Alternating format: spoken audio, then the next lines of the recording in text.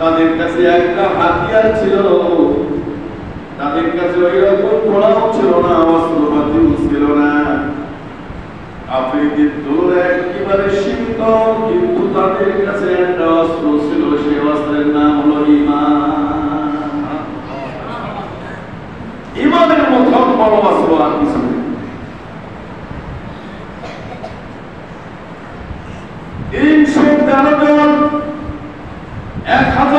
সুসজ্জিত কাফিরদের মোকাবেলায় ঈমানের কাছে, ঈমানি জিহাদের কাছে 1000 সৈন্য টিকতে পারল না। ময়দান ছেড়ে তারা পারে মুসলমান শুধু অগ্রসর হয়, মুসলমান পিছনে শুধু সামনে অগ্রসর।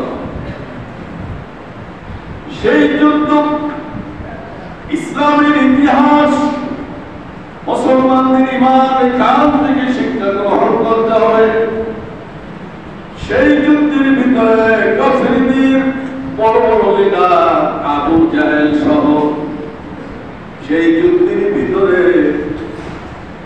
14 জন বড় বড় লিডার আবু জাহেল, সাইবা উমর সহ 14 জন লিডার সেই যুদ্ধে খতম হয়ে গেছে মুসলমানদের হাতে। আর 70 জন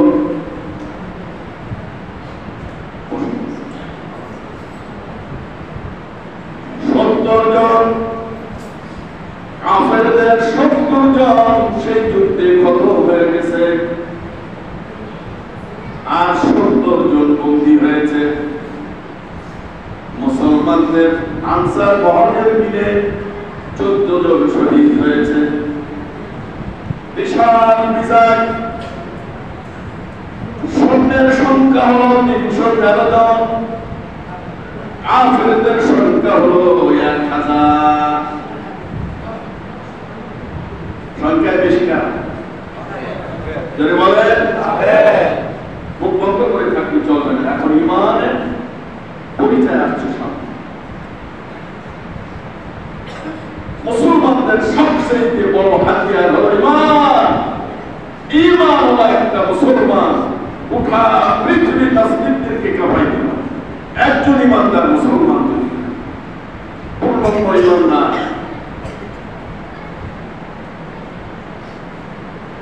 313 জনের মোকাবেলায় তারা টিকতে পারে না, পিছিয়ে হটে তারা যুদ্ধের ময়দান ছেড়ে পলাইছে। মুসলমানের ইতিহাস নাই কোন যুদ্ধের থেকে মুসলমান পলাইছে। সুবহানাল্লাহ, সুবহানাল্লাহ।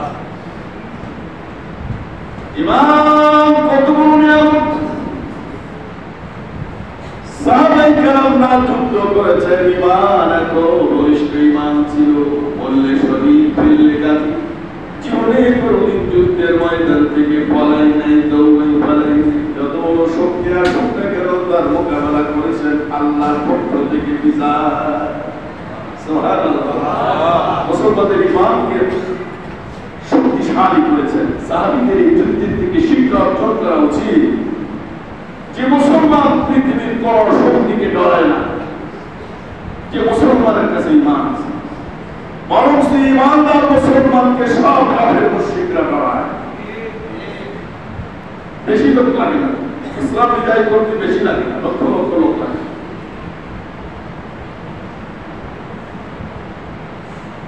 ফাতির মক্কা অগণিত অসংখ্য কাফের মুশরিকরা মক্কায় বসবাস করতেন, কিন্তু নবীজি 10,000 সৈন্য নিয়ে মক্কা থেকে রওনা করেছেন। এই খবর শোনার সঙ্গে সঙ্গে মক্কাবাসীরা দপ্তর সব ছেড়ে দিয়ে মক্কা ফাঁকা হয়ে গেছে।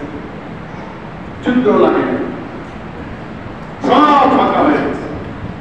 কিনা জানি মুসলমান আসতেছে, তারা যদি প্রতিশোধ দেয়, তাদের উপরে যে নির্যাতন আমরা করেছি প্রতিশোধ যদি নেয়, আমরা কেউ বাঁচতে পারব না।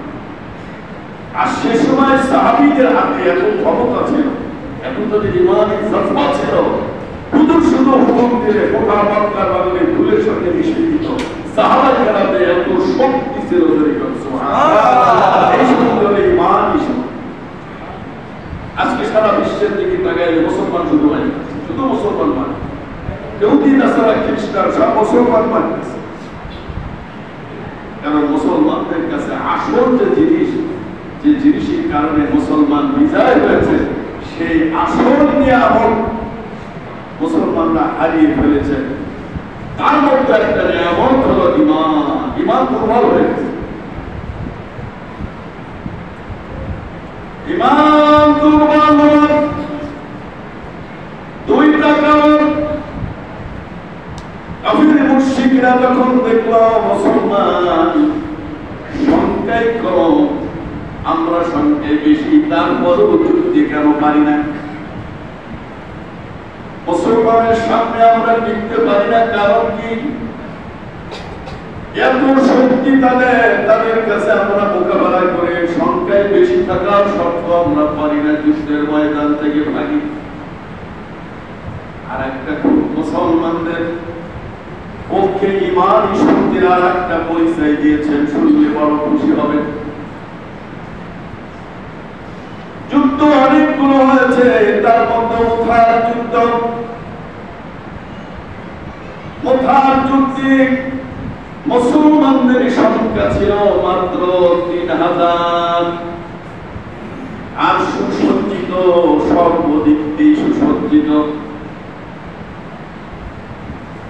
সৈন্য সামগ্রী, বিশাল বাহিনী।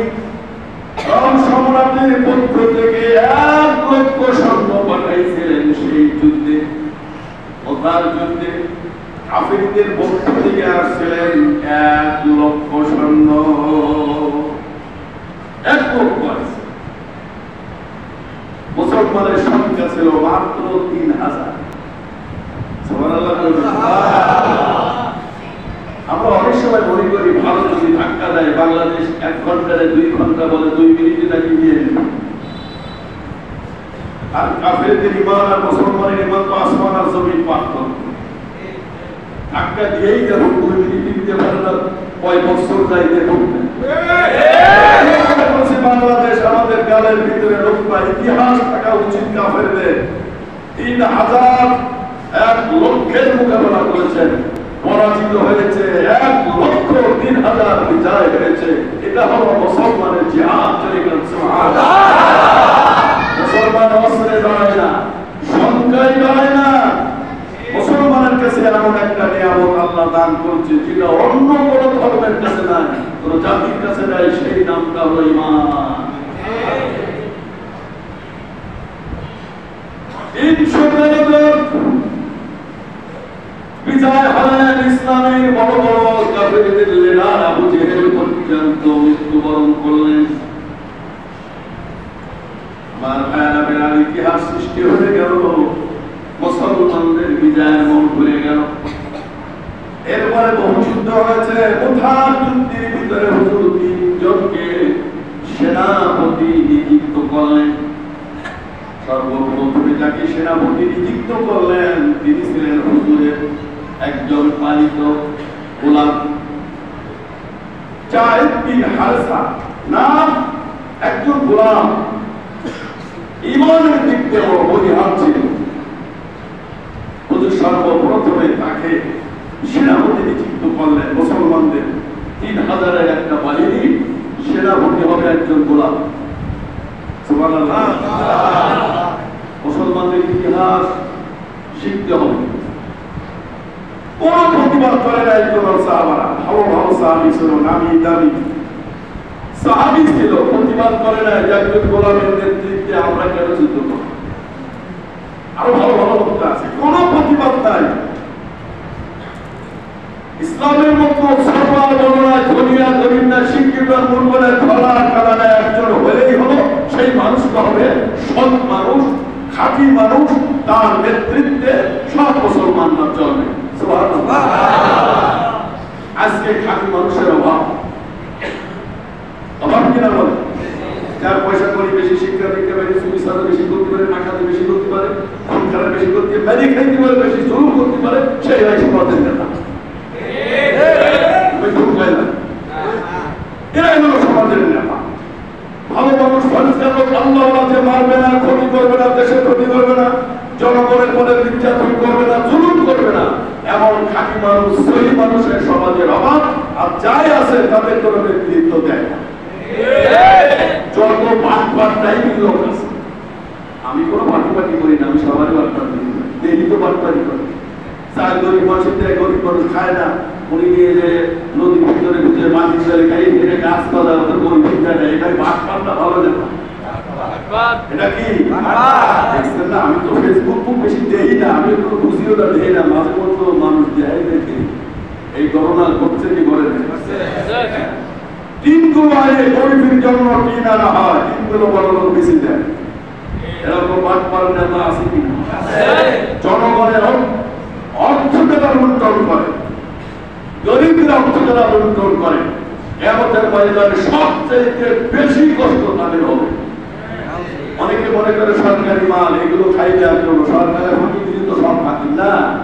সরকারের মাল যদি কেউ হরণ করে, আত্মসাৎ করে, এই বাংলার জমিনে যতগুলো মানুষ আছে সকল মানুষের হক নষ্ট করলো, কিয়ামতের ময়দানে সবার সামনে তাকে খাওয়া করা হবে, অপমান অপদস্থ সবচেয়ে বেশি করা হবে, সব জনগণের কাছ থেকে মাপ চাইতে হবে। সবাই যদি মাফ করে দেয় মাফ পাবে, না হলে এই আসামির গলার ভিতরে মাল নিয়ে দাঁড়ায় থাকতে হবে পাহাড়ের মতো হাসরের ময়দানে। আর বেঞ্চ জাতি লিডার কি বলবো, কি করে না দুনিয়াতে তো ভালো লিডার কি করছে, আজকে এত সুন্দর লাগে গলার ভিতরে কোষ্টা পরে গম্বাকে খাইছিলাম, কাপড় চুরি করছিলাম, টিপ চুরি করছিলাম, তার পা ফেলে দেয়। এই জন্য মাসলার কিতাবে আছে ইমামতি বিক্রি করে দাও, মুয়াজ্জিনি চাকরি কিনে নাও। মুয়াজ্জিন সব না, আল্লাহ দেখি মানুষকে ডাকে। নেতা জনগণের স্বার্থে, ইসলামের স্বার্থে, দেশের স্বার্থে কেউ যদি নেতা হয়, ক্ষমতায় আসে, আমার ভাইরা তার সম্মান আল্লাহ দিবেন। হাসরের ময়দানে প্রতিদিন বারে বারে মসজিদ দিবেন। ওই নেতার জন্য বিনা হিসেবে জান্নাত। নেতা আমরা অনেকে আছি নেতা হওয়ার যদি পাগল, এত পাগল কে? নেতা হওয়ার জন্য এত পাগল কে? নেতা হওয়ার যদি পাগল, নেতা হইলেই বলা গেছে আঙুল খুলে টাকা। আজকে রিক্সার মালিক নেতা হইলেই পাঁচশো গাড়ির মালিক। কথা ঠিক না? বেশি দেশের স্বার্থ নেই, জনগণের স্বার্থ নেই, গরিবের কোনো স্বার্থ নেই, নিজের স্বার্থ দেখে।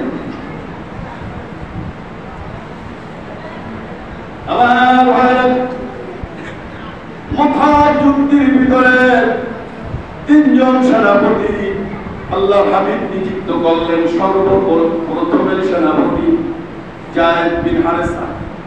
হুজুর বললেন যায়েদ বিন হারেসার নেতৃত্বে তিনি সেনাপতি হবেন। ইসলামের পতাকা ঝান্ডা তার হাতে থাকবে, একজন গোলামের হাতে। কোন শব্দ নাই, সবাই মিলে তার নেতৃত্ব নিয়ে চলছেন, যুদ্ধের ময়দানে যাচ্ছেন। সুবহানাল্লাহ। আর আমাদের ভিতরে হইলে অনেক নেতার সাথে আমি ঘুরছি, দেখছি এত অহংকার, এত গর্ব তার ভিতরে, তারা অন্য মানুষকে মানুষই মনে করে না। এটা ক্ষমতায় আসলে যে কি করবে আল্লাহ পাকি জানে। অহংকার থাকা পড়ে তার ফকর। সাহাবীদের ভিতরে কোন অহংকার থাকা পরে ফকর ছিল না, তাদের ভিতরে ছিল শুধু ঈমান। যদি কেউ সুবহানাল্লাহ। হুজুর বলেছেন কুল্লুল মুসলিমিনা ইখওয়া, প্রতিটি মুসলমান তোমাদের কি শত্রু? মুসলমান তোমাদেরকে এক মুসলমান অপর মুসলমান এটা কি ভাই আছে? সৌদিনী সাইডে খারাপ, সৌদিনও দেখতে পারে কিন্তু মুসলমান এক মুসলমান দেখতে পারে। আলহামদুলিল্লাহ আজকে একটা সুসংবাদ শুনলাম, জানি না কতটুকু সত্য বাস্তব হবে, এটা আল্লাহ ভালো জানে। বাংলাদেশের সমস্ত ওলামায়ে কেরাম ঐক্যবদ্ধ হচ্ছে, সুবহানাল্লাহ। যদি হয় লক্ষণ ভালো, সামনে কিয়ামতের আলামত আসছে। প্রতিটি দেশেই কাফের মুশরিকরা মুসলমানদের উপরে নির্যাতন শুরু হয়ে গেছে। এখন মুসলমানদের হুঁশ হওয়া দরকার, আল্লাহ কোরআনের আয়াত মেনে থাকা দরকার। ওয়াতাসিমু বিহাবলিল্লাহি জামিআন ওয়া লা তাফাররাকু, এই আয়াতের ভিতরে দাখিল হওয়া দরকার।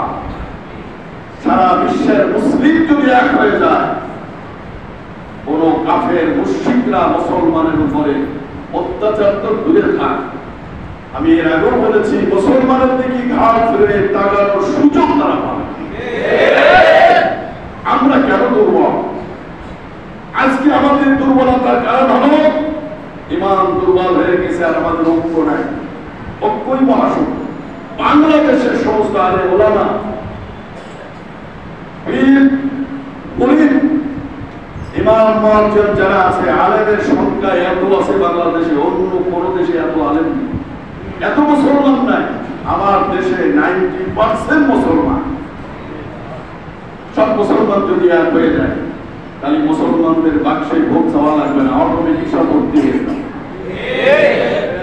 কিন্তু এরপর স্লোগান দেওয়া হয়, টাকা হয়, তারপরে মুসলমানের বাক্সে ভোট যায় না, ভোট যায় বেনামাজি, ফাঁসে খুঁজা, যারা জুলুম করতে পারে, নির্যাতন করতে পারে, হিংসা, বিদ্বেষ, এই ধরনের খারাপ লোকদের বাক্সের ভিতরে ভোটের জায়গা নেয় না, কিন্তু ভালো লোকের বাক্সে ভোট পড়ে না। এটাই হলো প্রমাণ মুসলমানের ঈমান নষ্ট হয়ে গেছে। আবার যুদ্ধের ময়দানে রওনা দিলেন। হুজুর দ্বিতীয় ব্যক্তিকে বললেন, যদি আব্দুল্লাহ জায়েদ বিন হারেসা যদি যুদ্ধে শহীদ হয়ে যায়, কাফের প্রেতাইয়া তিনি হবেন যুদ্ধের সেনাপতি। সে যদি যুদ্ধের ময়দানে শহীদ হয়ে যায়, আব্দুল্লাহ ইবনে রাওয়া হবে। সে যদি শহীদ হয়ে যায়, তারপরে তোমাদের মধ্যে পরামর্শ করে একজন সেনাপতি নিযুক্ত দিবা। সুবহানাল্লাহ। তিনজন সাহাবী নিশ্চিত হয়ে গেল, হুজুরের বাণী, আমরা তিনজন নিশ্চিত আজকে এই যুদ্ধে আমরা শহীদ হয়ে যাব, এতে কোনো সন্দেহ নেই। হুজুর তিনজনকে বলেছেন যদি তারা শহীদ হয়ে যায়, চতুর্থ একজনকে তোমাদের মধ্য থেকে নির্বাচন করে তার নেতৃত্বে যুদ্ধ করবা। নিশ্চিত হয়ে গেল তিনজন। ঈমান কত মজবুত ছিল! জাফর ইবনে তাইয়াব যুদ্ধের ময়দানে জায়েদ বিন হারেসা শহীদ হয়ে গেল। তিনি যুদ্ধের ঝান্ডা ধরে সামনে অগ্রসর হলেন। কাফিরদের আঘাতে একটি হাত কেটে গেল, বাম হাত দিয়ে ধরলেন, বাম হাত কেটে গেল। দুই হাতের মোড়া দিয়ে ইসলামের পতাকা জাগায় রাখছেন। একজন কাফের এসে তরবারি দিয়ে তাকে দুখণ্ড করার পরে পতাকা জমিনে পড়ার আগে আব্দুল্লাহ ইবনে রাওয়া ধরলেন। সুবহানাল্লাহ। এটা হলো মুসলমানদের ইতিহাস। সাহাবীদের জিহাদ, ঈমানের কত জজবা তাদের ভিতরে ছিল। আব্দুল্লাহ ইবনে রাওয়া শহীদ হয়ে গেল।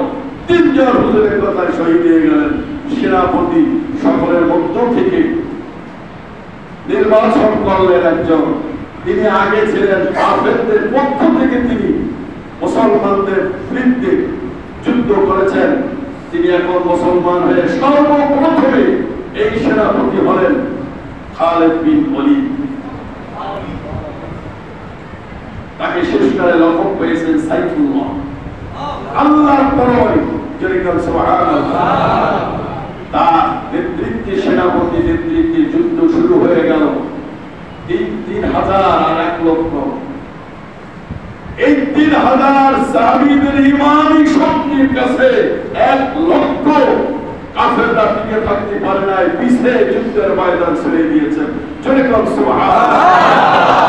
মুসলমানদের ইতিহাস দেখতে হবে। লক্ষ গোলাবারুদ দেখার কোনো কায়দা নাই। মুসলমানের কাছে আছে অস্ত্র, না থাকলেও আছে ঈমান।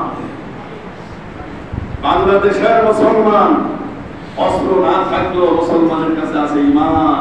এখন যদি বাংলাদেশে সব মুসলমান এক হয়ে যাইত, আমরা সবাই খুশি হতাম, নাকি ভাই? আর বিশেষ করে ইসলামিক যে দলগুলো আছে, এই সমস্ত দল যদি ঐক্যবদ্ধ হয়ে যায়, ইনশাআল্লাহ সামনে একটা সুযোগ মুসলিমদের কাছে, হুজুরদের কাছে ক্ষমতা চলে আসবে ইনশাআল্লাহ।